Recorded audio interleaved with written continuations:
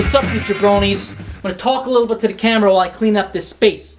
And the title of this video is probably going to be, what should be your second microphone? You might be wondering, why isn't it what your first microphone should be? And the answer to that is quite simple. Your first microphone should simply just be the cheapest one you could find locally off Craigslist, and you could get it like that. You might try to record something and realize you hate recording music, so obviously don't go out and get an expensive microphone. My first microphone, this looks like an SM58, but it's actually not. It's a PG58, a little bit of a cheaper version. It's a Shure microphone, so, you know, the build quality is halfway decent. Really good, like, you know, crappy live mic to use if you're in a rock band, but nothing special. It's my first microphone. I started recording on this. It did the job kind of well, you know. Wasn't fantastic, but with this, I realized that I loved recording music, and I realized, okay, maybe I should spend a little more money here. Now, your second microphone. There's kind of two ways to look at this. If you're looking to record a band, your band, then yeah, you're probably going to have to get an ensemble of mediocre microphones. You know, maybe you need, if you're doing a whole band, let's say a drummer, bass, guitarist, and vocalist, you probably need at least 3, 4, 5, you need at least 6 microphones, you know. In that case, yeah, I recommend just getting whatever dynamic microphones you could really get your hands on. You know, I talk about these EV microphones all of the time.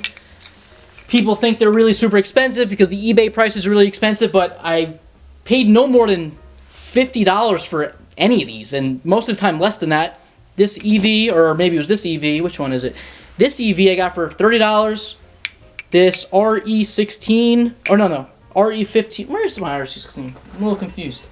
I'm getting confused now. RE16 I paid like $30 for this, I think. Like 50, you get the point. I didn't pay a lot of money, okay? I know people are gonna say those microphones are worth so much money. They're not worth so much money, okay? The point is, I have a bunch of dynamic microphones. I even have an SM57. In general, I kind of, everyone says, you know, get an SM57 as your first recording microphone. I don't know if I necessarily agree with that. I think an omnidirectional microphone, omnidirectional microphone would be a better choice as your first microphone. I think as a home recordist, it's going to be more versatile for you. Obviously, I talk about my EV635A literally all the time. I love that microphone. This is the only omnidirectional microphone I have. Maybe I just love this mic and not the omnidirectional. I don't know. I think the omnidirectional is a great quality. I love it. There's no proximity effect when you get close. There's no off-axis coloration. Omnidirectional microphone, blah, blah, blah. Okay, first microphone. Let's get on to the second microphone. I'm getting sidetracked. What I was saying. If you're recording a live band, you're going to need a bunch of microphones. But let's just say you're a home recordist that's going to be overdub heavy. And you might only need maybe 1 or 2 microphones at most at a time. The temptation might be to go out and get an ensemble like this and get a bunch of, you know, dynamic microphones. However, I realized the other day that 90% of the time I go to record something, I bring out this microphone, I plug it into my same preamp, and I use the same settings on my board. You know, basically every time I use this microphone when I go to record something. The other 10% of the times I use my EV635A.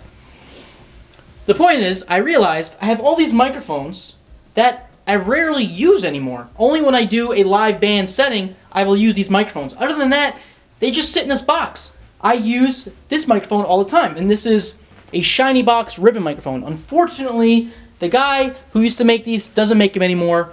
I've already asked him 1,000 times to make them again. He's like, it's just too much work. It's not worth it. I really wish he would make them again because I think I could actually, you know, make him some money because I recommend this microphone a lot. This is the only ribbon microphone, or let me put it this way. This is the only non-dynamic microphone I've ever had. And I love it. It sounds so much better on pretty much every source I throw at it. Occasionally, I like the more mushier sound of a dynamic microphone, really only for overdriven, distorted, fuzzed out guitars. Other than that, this ribbon microphone sounds so much better on every other source. You know, it really, I think what it comes down to is it just sounds more natural to what I'm hearing in the room. You know, when you first start recording, the first thing you realize when you put, you know, an SM57 on your grill cloth is it sounds a lot different than it does in the room when you're, playing your guitar and you like that sound. This microphone, a ribbon microphone, once again, this is the only ribbon microphone I ever had, so give me a break, but it gives a much more natural sound, okay? It sounds a lot better, and second most important thing about a ribbon microphone is that the transients are going to come in a lot better than with a mushy sounding dynamic microphone. The membrane on a dynamic microphone is a lot heavier, takes more energy to move it, so those transients aren't picked up as well on a ribbon microphone. Now, you might be saying, Mario, what about condenser microphones? Yes, a condenser microphone is going to react even better to transients. I, unfortunately, have never had a condenser microphone, so I can't really comment on it. I bet they sound great. I bet it's awesome. You could change polar patterns and everything. The only downside to a condenser microphone is they're kind of pricey, and that's literally the only reason why I don't have one is because I don't really have the money to buy one right now. So, this ribbon microphone. Now, this is what I'm kind of suggesting for your second microphone. I think you'd be better off spending a little more cash on a mid-level microphone than cash on a bunch of lower-end dynamic microphones.